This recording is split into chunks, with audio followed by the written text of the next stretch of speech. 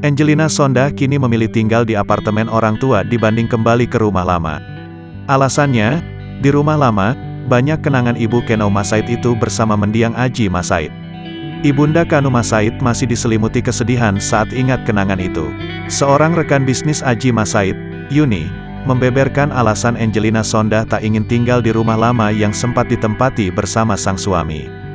Diketahui, Angelina Sondah bebas pada Kamis, tanggal 3 Maret tahun 2022 pagi.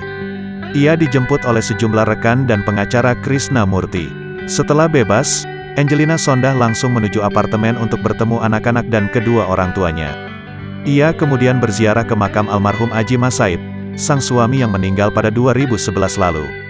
Mantan putri Indonesia ini juga menyempatkan datang ke rumah yang pernah ia tinggali bersama Aji Masaid di kawasan perumahan Taman Cilandak, Jakarta Selatan. Namun, ia memilih tinggal di apartemen daripada kembali ke rumah mewah itu. Menurut info terbaru dari Yuni, alasan Angelina Sondah tidak tinggal di rumah lama lantaran rumah tersebut memiliki banyak kenangan.